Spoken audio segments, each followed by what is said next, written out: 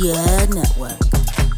Hi guys, my name's Naina Mena and you are tuned in to YEEEAAH Network, where we've got an amazing special video for you guys tonight. We are here in King's Cross outside the amazing Lafayette to see someone that you don't even know who you're about to see, but you will know by the title. His name is Eric Bellinger, a Grammy Award winning artist from the US. We've also got time to speak and hear from and see perform the amazing Imani Williams.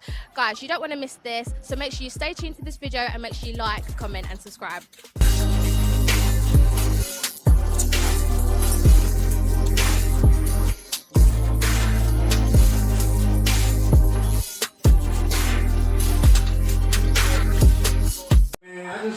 I just wanted to start from the beginning tonight, man, because London was such a big part of my beginning and my upcoming. So thank y'all so much for holding me down. So guys, I am now joined here with the amazing Grammy Award winning R&B artist, Eric Bellinger. How are you feeling right now? We're backstage, you know, in the dressing room. How are you feeling? I'm feeling good, feeling great. I'm trying to think of words that describe euphoria other than that one. Yeah, well, that's a good start. That's definitely a good start. Obviously, you're out here in London for your first European tour for Rebirth 3. Yes. Do you want to tell me a bit more about, you know, that project and how the tour's going so far? Definitely. So this is the Rebirth 3, which is a 10-year anniversary for the original Rebirth album that I dropped in 2014. And, you know, to celebrate it, what better way than to do a European tour? Come and do 2 nights in London. You feel me? Absolutely, absolutely, and we are blessed, and it's a pleasure to have you here, by the way. And so you did just mention there that it's the 10-year anniversary since, you know, the first Rebirth of the trilogy. Yes. Tell me more about the first one and how your music sort of like changed, evolved since then. Yep. So I think with the Rebirth, that was my, you know, biggest point of discovery to a lot of the bell ringers, as we call it, a lot of my fans and supporters.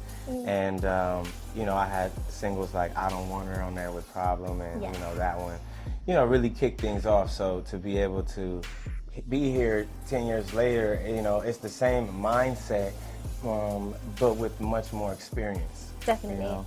And you've mentioned there that you've got much more experience now, having gone through all of that. So what sort of challenges have you had along the way in the journey, you know, as a musician? I think the toughest thing to do is stay true to yourself in a world where it seems glamorous for you to compromise your character. You know, for me, it's like I could have easily just did that, or boom, did that, and just been, you know, maybe in a place where some would have deemed success sooner than now.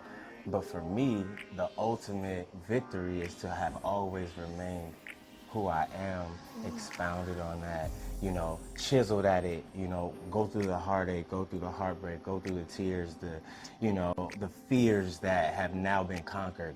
You know, it's like a real thing when you work on yourself instead of trying to be someone everyone else, you know, you think they may want you to be.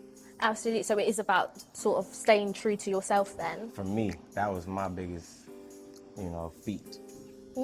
And so with your music, do you sort of encourage, you know, the listeners of your music to sort of be themselves as well? Yeah, definitely. And I think it reflects, you know, when people come to my shows and they see the type of crowd that we have, it's like, yo, I met so many people in the crowd, you know, and now I'm friends with them and we hang out. And I think because it's all like-minded individuals that, you know, are here for what I'm presenting, for what I'm curating, you know, the vibe that I'm, you know, envisioning. And I think that that's what you lead. Like whoever goes to, you know, whatever the concert is for a specific artist, whatever they give off, that's usually what the crowd is going to be. You know what I mean? So I'm giving out love, I'm giving out positivity. And when you step into the room, you know, you feel that embrace.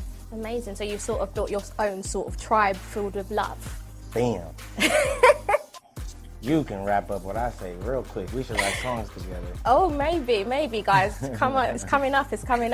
So not only are you an amazing singer, performer, artist, but you're an amazing songwriter, and you're quite sought after. I mean, you've worked with, you know, big artists like Usher, Chris Brown, Justin Bieber. Tell me more about that. What sort of goes into the process of, you know, making music, songwriting? Taking the same formula that I use for myself and applying it in the world that they may not even know to do for themselves. You know, because I think a lot of artists tend to just, if they hear a hot song, they cut it. Right. But I'm going over there, and the same way I'm finding out who I am and I'm writing the song, I'm finding out who they are. I'm digging into places that they didn't even think about for themselves, and now I'm giving them a song that they need rather than they want. So now it's the single. Now it's not a song on the album. Now it's the identity that they fell in love with and have been connected to it, because that was my intention from the second I took the session. Wow. Wow. So it's not just about the actual musical process, it's about finding out who they are as a person and getting that across in the Yes, music. from the sound to the life that they portray, from the age appropriation, I'm thinking deep. Wow.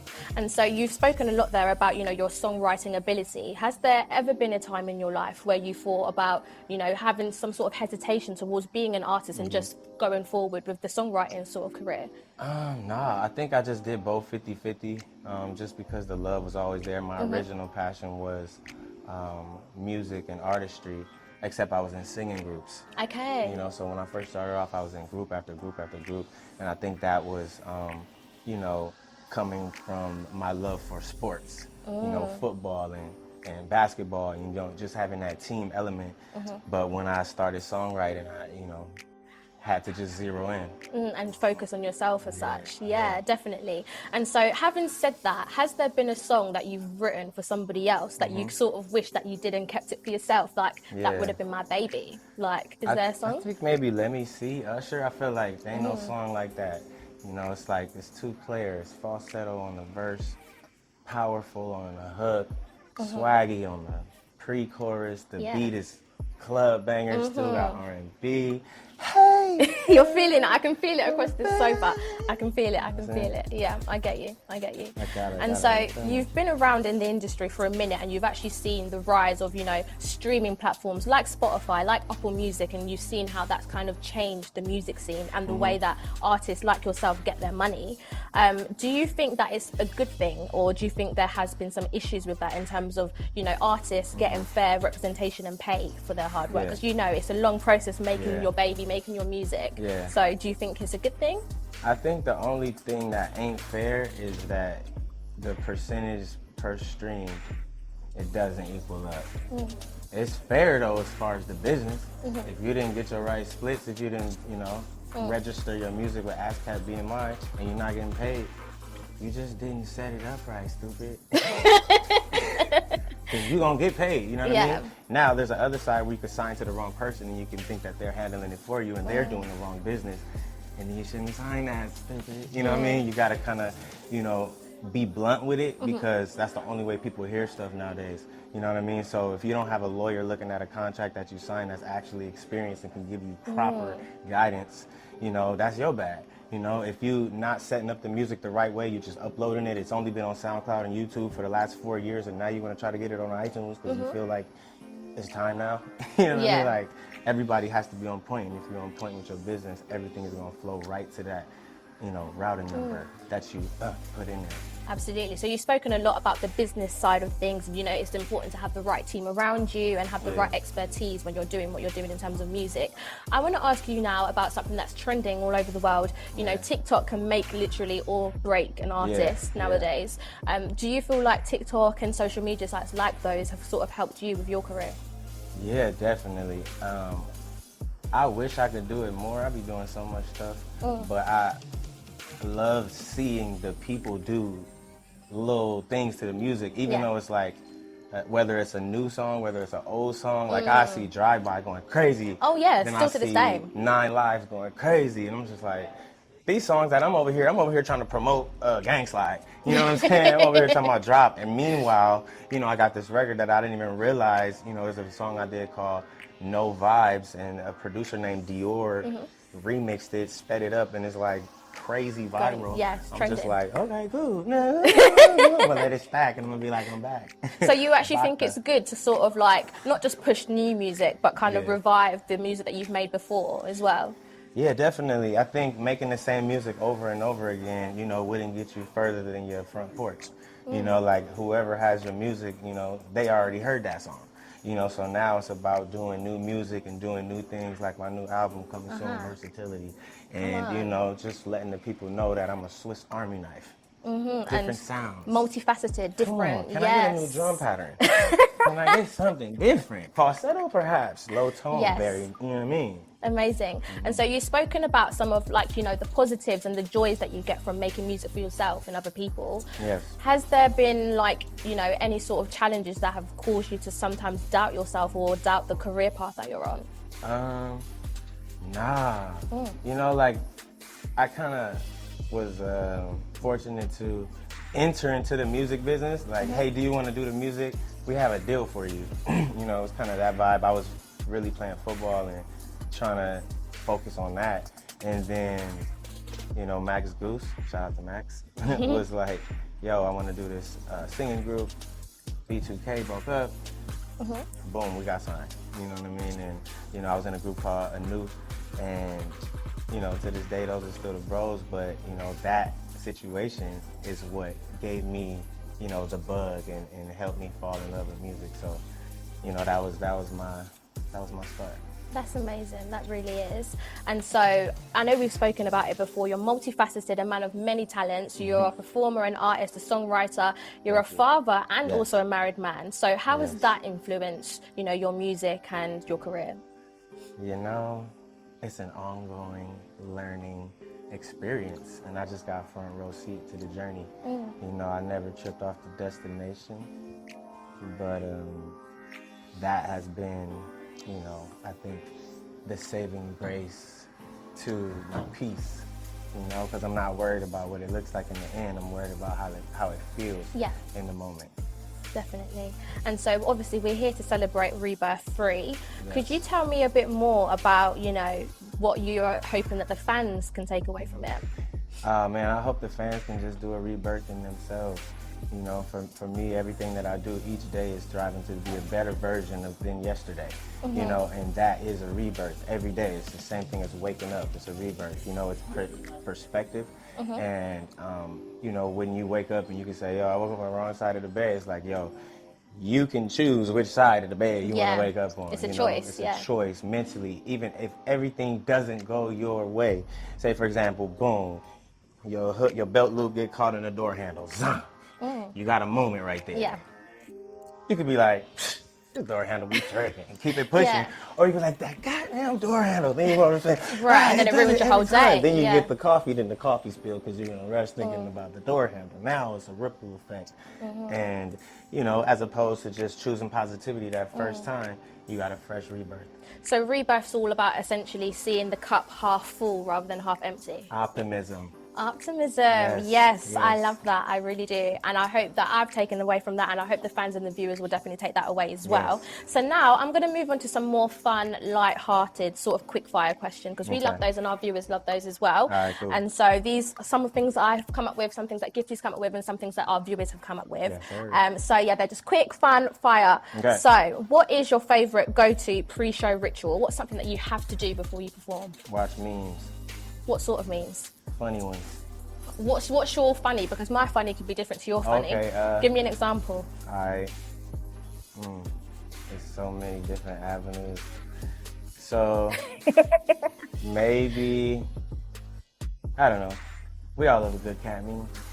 Oh yes. You know. The ones with the pets in. Yeah, you know, I love the pets. You know, they make the faces, and you know, I think they have a stronger ability to have a facial expression since we can't hear the words, you know what I mean? Right, okay, so it's more powerful. They be making them faces. Like, it's a dog, the black dog one right now, it just got my heart, you know? It's like, crazy. That's fabulous. Okay, so what's your favorite thing about performing live?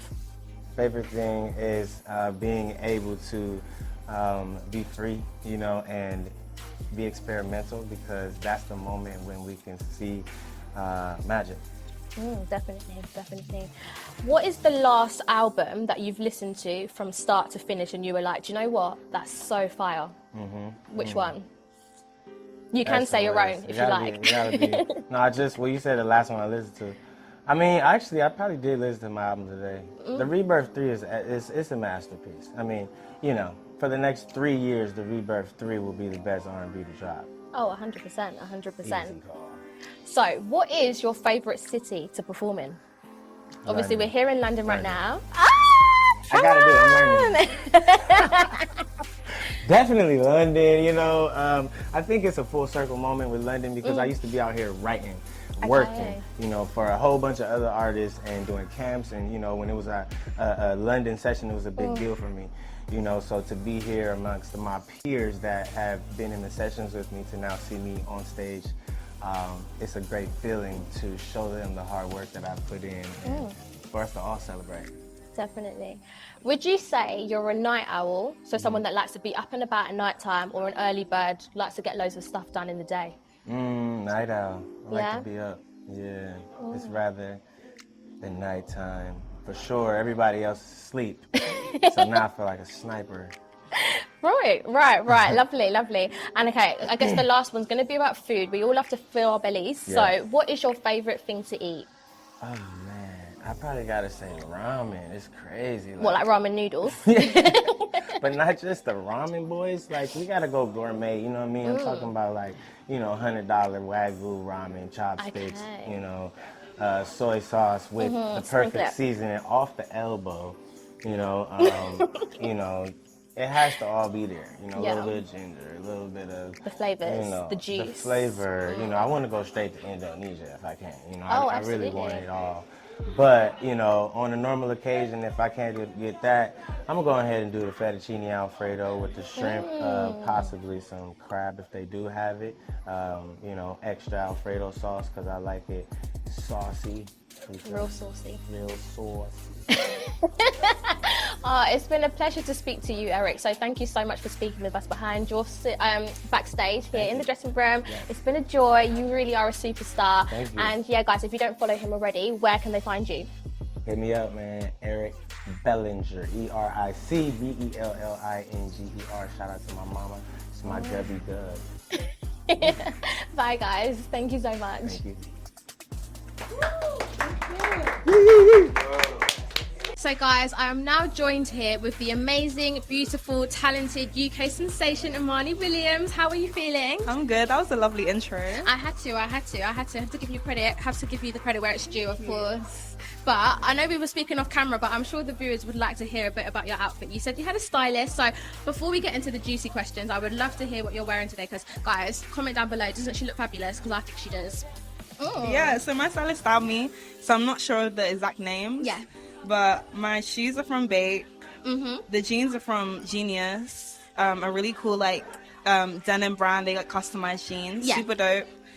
This is also from my stylist, my belt. Amazing. But I'm kind of looking pretty in pink today. Pretty in pink, and I'm loving to see it. So before We're kinda matching. we actually are. I love It's it. giving girl group. Maybe I can do backing vocals. Who knows? A little. Period. Who knows? Maybe one day. But before we start and get on to talking about, you know, you just released your EP, Heartbreak Therapy. We'll definitely talk about that in a minute. But I want to go and journey backwards to when you first began. Let's take it back to 2016 when you were working with, you know, the amazing UK DJ Sigala. Tell me. She knows her stuff. I've done my research. Okay. So tell me about that. Tell me about what it was like to work with him, and also about how you sort of transitioned from that sound of music, which is our class, is more dance, house sort of thing, to R&B. Yeah, so I would describe myself as having an eclectic sound. I feel like my voice is like the glue that ties everything together. Yeah. Like it's quite an R&B tone, but I can kind of like explore dance genres, R&B genres, and even pop. Yeah. Like this EP is R&B Heartbreak Therapy, but the one I'm working on next is like got more pop elements. Oh, so wow. I've always just been able to kind of like explore different sounds. And being 16, I literally just wrote that song about a guy I had a crush on. Like that was one of the first batch of songs I ever wrote. So I'd go from school and I'd travel from school all the way to the studio, and it was just a song I wrote one day, and then it completely blew up, and then from there I got signed off the back of that, and it was just like a whirlwind. But I didn't really have the time to really develop as an artist. So after I left that situation, I was like, okay, what do I do now? Where do I want to go? Yeah. And I took the leap of faith, and I went to America by myself. Wow. During COVID. So Tell me about that. So first of all, tell me about, you know, what it was like to travel by yourself and take that big leap of faith with your career. What was going through your mind at that moment? I was just like, it's now or never. Like, I might as well. I'm a very spontaneous person, and I don't really have any. I try not to have any fears when it comes to my dreams. Yeah. So I was just like, you know what? Let's just go for it. Like, see what happens. What's the worst that can happen? Absolutely. You know, because if I wasn't doing that, I would just be at home thinking about doing something. So yeah, I went to America by myself, and I started working with American producers. OG Parker exec produced my EP Heartbreak Therapy. There's G right on it. He did a lot of Party Next Door, and I was just completely heartbroken at that stage. And then all of these. I'm sorry to hear that, but something beautiful has come out of it. Exactly, I got something to thank him for. So learning curves, W's, of course. So yeah, like every song is just like a journey of being heartbroken and finding my way back to myself and healing. Different stages of heartbreak, like feeling hurt, feeling like low self-esteem, feeling like toxic, and coming back to yourself and like kind of finding yourself again. So. Absolutely. And so you mentioned a bit there about, you know, some of the themes that you explore in your new EP Heartbreak Therapy, and it's all those things that you just said. So it's toxicity, it's self-love, growing, finding yourself, all of those things. What kind of, I know you said that you did go through your own sort of heartbreak, but what else could have, you know, inspired you to make and dive into those things with your music? Honestly, just experience. Like, I can only write from true events, and every song is very conversational. I try and keep, like, as much as I love rhythmic melodies and everything like that, like sonically, but I always try and keep my lyrics very conversational. Like, if you listen to like F Alone, I don't know if I'm allowed to swear on here. Well, no, go ahead. If you listen to F Alone, it's literally like a conversation of everything I wish I could have said to that person. It's like, gotta let you know how I feel, I will never text you again. Really made me think that it was real. Like, it's very like if I was talking to that person. So yeah, if there's one thing I want people to take from this EP, is just like to be able to relate to it and like see a piece of themselves in my story, and to feel like, as cliche as it sounds, like they're not alone, because when you're going through something like that, you do feel isolated. You do feel isolated, and it's like a new experience. So yeah. And so you've spoken a lot about kind of community and allowing the audience and the viewer to feel relatable to the music that you're creating. And you've also told us a bit about your journey, you know, taking that big leap of faith, traveling to America by yourself, and, you know, really taking your career further with that, and then obviously starting the song that you wrote at the age of just 16 about a heartbreak that you experienced. You know, those are all great achievements. What would you say has been, you know, the biggest lesson learned through all of that? Wow, it's a big question. That's such a layered answer. The biggest lesson, I would just say to like bet on yourself. You know, like, I'm in an industry where you get a lot of no's, you get a lot of people, it's like a lot of convincing, you're always trying to prove yourself to people, and I think you can kind of get lost in that and just lost in the whole industry aspect. But I think when I decided to like strip that away and just make it about like connecting with people, and like keeping it as pure as it was when I first started when I was 11, and I was like wanting to make music, and I had these big dreams that felt so tangible. I think it's just make it about doing what you love rather than numbers and things like that. It sounds very cliche again, but it's very, very true. No, absolutely. It is about doing what you love and allowing the audience to feel that love through your music as well. And learning to like enjoy the process. Oh yeah. Because Lord knows every and be artist, content with where you're at as well, because we're always chasing the next best thing, aren't we? You can't skip steps. That's what I definitely realized, being independent as well. It's like you can't skip steps. You have to go from milestone to milestone to milestone, and it's like every piece is like a piece of a bigger puzzle, and then you'll look up in 6 months and then you'll be way further. So. Definitely. And so at the very beginning you told us that you had, you know, sort of an eclectic sound. You do a bit of house, a bit of R&B, a bit of pop, you know, something different, something wherever your heart's flowing basically, and you're able to do that. What sorts of things, you know, inspire your music? I know you've said most of it is based on your own experiences and things that you've gone through and trying to build that relatability with your audience, but what else sorts of inspires your music? Aside from that, I think it's really just self-expression. Like, from a very young age, I've always had the blessing of being able to like turn anything chaotic in my life and like channel that into my music. It's kind of like a diary where you can kind of look back at your music and see what type of mindset you were at in that point of your life, and it's really cool to look back at it. And as soon as you write anything down, it's like you're able to have more clarity on the situation. So it's almost like self-expression. Okay, definitely. Does that make sense? It does make sense. And so would you like advise, you know, your fans to also write things down, even if it's not for music? I'm such a big advocate of for journaling. Like, I have so many things to do on a daily basis. Like the only thing that helps me is writing a to-do list. Oh, absolutely. You, Otherwise, like, you you're a don't get busy it girl done. too. You don't get it done. You get overwhelmed. I think the truth. just when you have like a lot of thoughts, I'm a crazy overthinker. Like when everything's just up here, as soon as you write it down, you're able to like look at it back and read it. And tick It things just, off as well. it just makes and- more sense. Like, you know? I don't know. Definitely. That's what I do. Yeah, I relate to that 100%, and Yeah. I'm sure loads of our viewers will be able to relate to that as well. So obviously we're here today because you are on tour, you know, with Eric Bellinger for his Rebirth 3 trilogy. So what's that been like, you know, being on tour, supporting him and he's supporting you? Like, tell us all about that.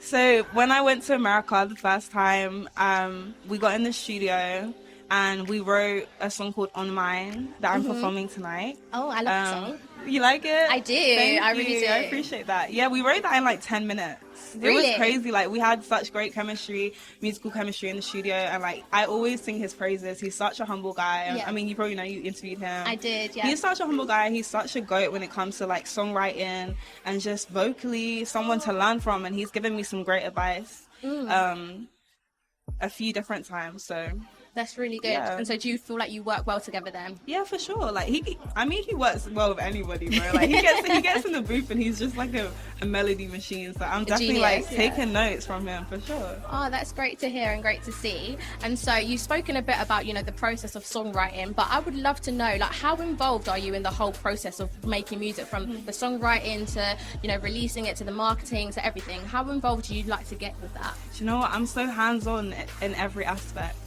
I just think I'm a singer, yes. I'm a songwriter, yes. But I like to think of myself as like a creative, just like an overall. Like I edit my own videos. Yeah.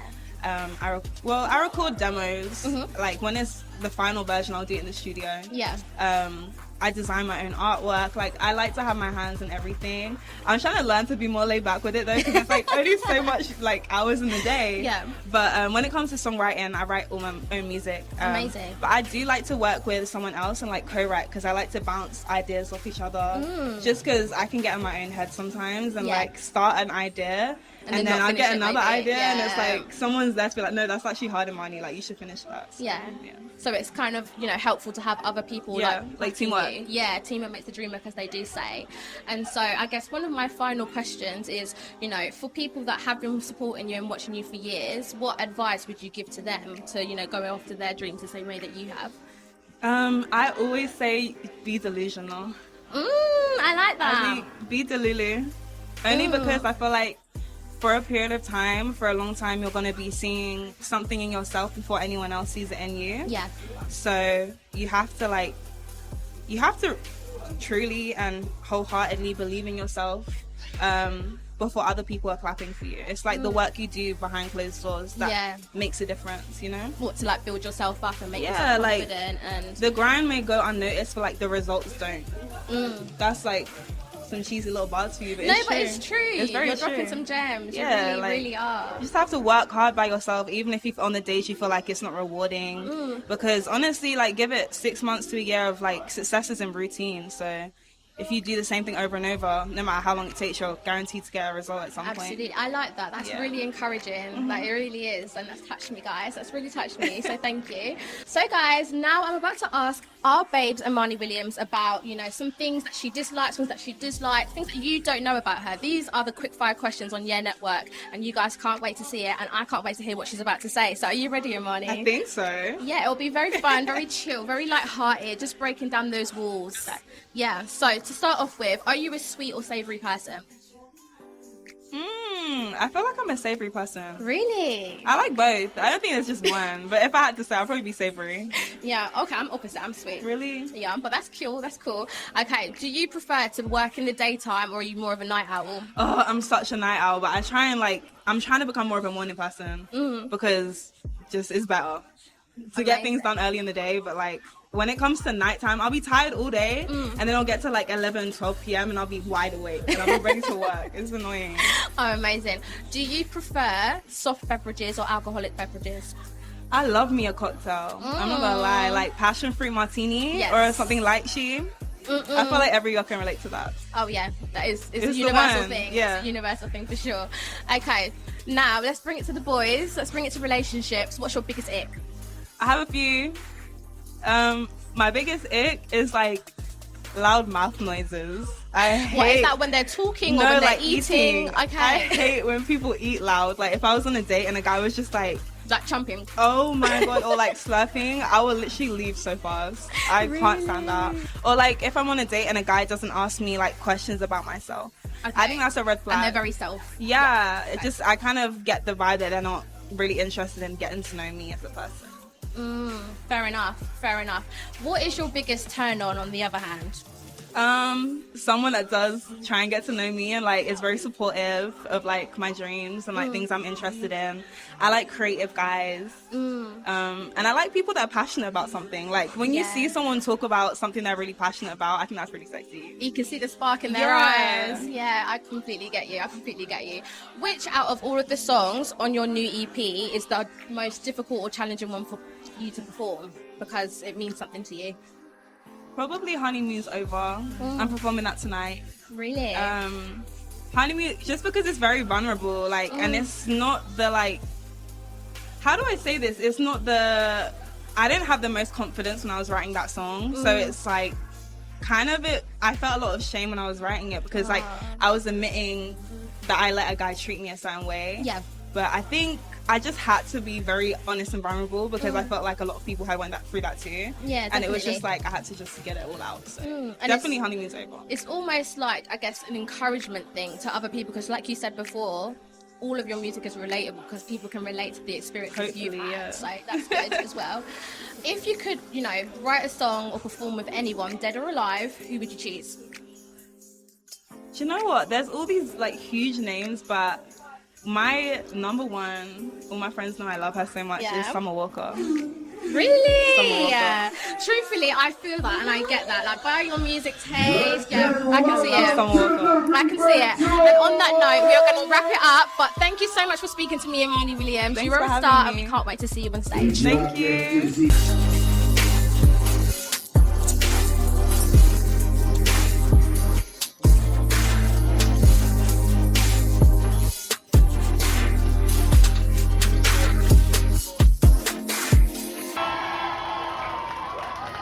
Thank you guys so much again. I'm Marnie Williams. I have a show in London on 28th. I would love for everyone to come down. Enjoy the show. Enjoy Eric Bellinger. Let's go!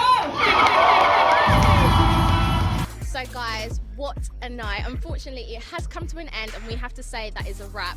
You've seen and you've experienced the magic that's been happening here at Lafayette at the amazing Rebirth 3 tour by Eric Bellinger and Amali Williams. We've heard the amazing chat, the conversation, you've seen the magic, and you've also seen the highlights of their performance. If you like this video and you enjoyed what you watched tonight, make sure you like, comment and subscribe.